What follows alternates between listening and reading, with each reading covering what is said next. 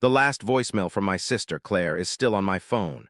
I've listened to it maybe 1,000 times since the police officially closed her case, and I can tell you the exact moment the fear creeps into her voice. It's not at the beginning. At the beginning, she sounds normal, tired, maybe a little annoyed. It's the final 8 seconds that do it.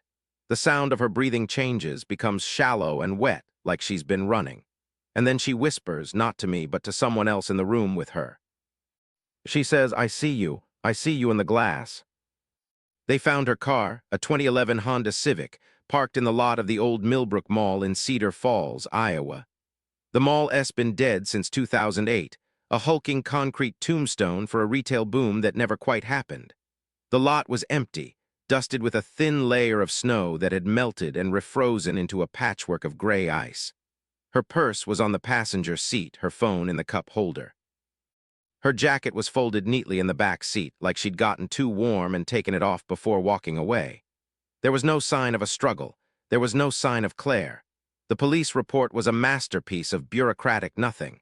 They mentioned unusual circumstances and no obvious leads, and then they used the word that makes every family member's blood run cold: runaway. They suggested she'd simply gotten overwhelmed. She was 24, 2 years out of college, working a data entry job she hated, and just decided to disappear. Start a new life somewhere. I knew that was bullshit. Claire called me every single day, not to complain, just to check in. She was the one who held the family together after Mom died. She wasn't a runner, she was an anchor. I'm Mark, by the way, her older brother. I'm a graphic designer, which means I spend my days making logos for vape shops and real estate agents.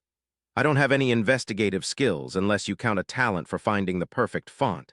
But I did have one thing the police didn't: time, and a deep, bone-aching certainty that my sister wasn't off on some spiritual quest. So 6 months after they closed the case, I drove the 3 hours from my apartment in Des Moines to Cedar Falls. I had a plan. It was a stupid plan, a desperate plan, but it was a plan. I was going to retrace her steps. The last day she was seen alive was a Tuesday. She'd left work at 5, and the security footage from a gas station on the edge of town showed her buying a large Diet Coke and a bag of Doritos at 5:47 p.m. Her voicemail to me came in at 7:02 p.m. The car was found the next morning. What happened in that missing hour and 15 minutes? My first stop was the Millbrook Mall itself. It was a brutalist monster of poured concrete and dark glass, the kind of place that feels more like a penitentiary than a shopping center. The main entrance was chained up, but a side door near the old food court was unlocked, hanging ajar, held open by a pile of rotting leaves. The air inside was cold and still, smelling of dust, damp concrete, and something else. A faint, acrid sweetness like burnt sugar. I'd brought a high-powered flashlight, my phone, and a portable charger. I was a graphic designer, not a survivalist, but I knew enough to be careful. The floor inside was a minefield of shattered tiles and broken ceiling panels. It was dark, so dark that my flashlight beam felt like a physical object pushing against the gloom. I wandered through the skeletal remains of a department store, past empty display cases and mannequins that had been stripped bare and left to stand like pale, silent witnesses in the dark. Some of them were posed in strange, contorted ways. Their plastic arms reached out as if they were all trying to grab something. It was unsettling, but I kept telling myself it was just kids, vandals, looking for scrap metal. I found the escalator that led to the lower level, where the food court had been. The metal stairs were frozen solid, a thick sheet of ice glazing them so they looked like a waterfall made of glass. I debated climbing down, but the angle was too steep. I'd have to find the stairs. That's when I saw it. A flash of color in the darkness, near a pillar by an old orange Julius stand. I walked over, my heart starting to pound in a slow, heavy rhythm. It was a receipt. A printed receipt, crisp and clean, as if it had been dropped minutes ago. It was from a pharmacy chain that went bankrupt in 2011. The date on it was the day Claire disappeared. The time was 6:48 p.m., and the item purchased was a single thing, a pair of earrings, hoop earrings, 14K gold overlay. I stared at it, my mind scrambling. The mall had been closed for over a decade. There was no pharmacy here. No one could have printed this receipt here today. And yet there it was in my hand, feeling impossibly new. This was the moment I should have left. Every horror movie I'd ever seen told me to run. But it wasn't a movie, it was my sister. And that receipt was a breadcrumb, an impossible, illogical breadcrumb that pointed to a past that wasn't there. I went looking for the stairs. I found them near the back of the food court, a concrete stairwell that was mercifully dry. The door at the bottom was heavy, steel, and it didn't want to budge. I threw my shoulder against it once, twice, and on the third try it gave way with a screech of rusted metal. The space beyond wasn't the service corridor I expected. It was a long, wide hallway, and it was lit. A dim, yellowish light like an old incandescent bulb was coming from the far end. The floor here was clean, not dusty. The walls were a clinical, pale green institutional color, and the air was warmer. It smelled like fresh paper and burnt coffee. I walked slowly, my sneakers squeaking on the linoleum. There were doors on either side, doors with frosted glass windows and stenciled lettering, HR, management, accounting, logistics. It looked like an office space, but it was all wrong. The lighting was too sterile, the geometry too perfect. It felt like a stage set. At the end of the hall, I found a room with the door slightly ajar. A sliver of that yellowish light spilled out onto the floor.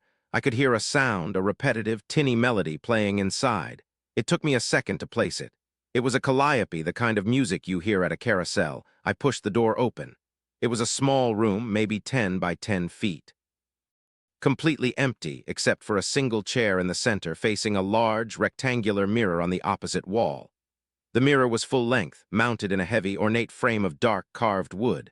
On the chair there was a box, a small, velvet-lined jewelry box, its lid open. And inside the box, catching the dim light, were a pair of hoop earrings, 14K gold overlay. The calliope music grew louder, filling my head.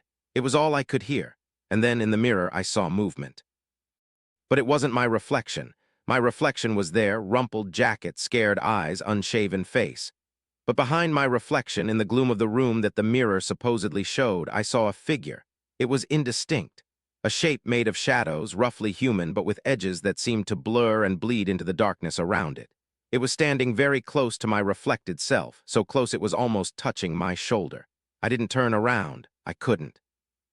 A primal part of my brain, some ancient lizard instinct, screamed at me that I must not turn around. I could only watch the mirror. The shadow figure wasn't looking at me. It was looking at my reflection. And then its arm, a long black tendril of a limb, rose and it pointed a finger at me in the glass. It was then I noticed the reflection's face. The man in the mirror, the one wearing my jacket, he wasn't scared. He was smiling.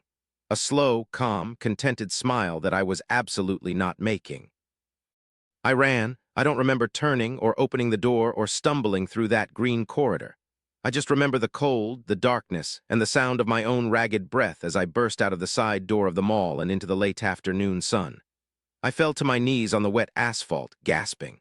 I was shaking for the entire drive back to Des Moines. I checked my rearview mirror every few seconds, expecting to see headlights behind me, someone following me, but the road was empty. When I got home, I didn't sleep. I sat in my apartment with all the lights on, my back to the wall, trying to convince myself it was a hallucination. A panic attack brought on by stress and the dark. I almost believed it, almost. It's been 2 weeks since I went to the mall. I've been trying to get back to normal, working, eating, pretending I'm fine, but I can't shake the feeling that something is different. At first, I chalked it up to my frayed nerves, but it's more than that. I'll be walking down the street and I'll catch my reflection in a shop window. For a split second, my expression is wrong. I'm not frowning. I have no expression at all, just a placid, empty calm that doesn't belong to me. Yesterday, I was washing my hands in the bathroom at work. I looked up at the mirror and I saw it. For just a flicker of a second, behind my shoulder in the part of the bathroom mirror that reflected the open door, I saw a shape, a writhing column of darkness, and in the mirror my own face, my real face, was wide-eyed with terror. The look only lasted a moment, but I saw it. He's there. He's not in the mall anymore. He's following me. Today, I think I finally lost it for good. I was looking over some old photos of Claire on my computer, pictures from her college graduation, our trip to the Grand Canyon, her standing in front of the house we grew up in. As I scrolled, I noticed something. It wasn't in the background. It wasn't some ghostly blur. It was in the foreground. In the photo from her graduation, Claire is smiling, holding her diploma. And standing next to her, a hand resting on her shoulder, is me. I'm wearing a blue suit and I'm smiling at the camera. I remember that day perfectly. I was standing on her other side. But in this photo, I'm on the left. That's not right. I zoomed in, my blood running cold. The figure next to Claire is wearing my face, yes, but the eyes are dead, empty. And there's just the faintest suggestion of a smile playing at the corners of his mouth, a crooked, off-center smirk that I've never made in my life. I printed the photo. I don't know why, it's sitting on my desk right now. And as I'm typing this, I can see his face in the glossy print. It's not the face I knew. It's a mask, a copy. I feel a constant, eerie tingling on the back of my neck, like someone is standing very close behind me, reading over my shoulder. I don't want to look at the black screen of my phone to check. But I have to. I need to see if he's there. I made a terrible mistake when I went to that mall. I didn't just find a clue to where Claire went. I walked into a room that wasn't meant to be found, where the mirrors don't show you what's in front of them. They show you what's coming. I can see the edge of my phone screen darken as I lift it. The reflection of my room is there. My lamp, my bookshelf, the edge of my desk. And the man standing behind my chair, wearing my face, getting closer. He sees me. Now I see me too.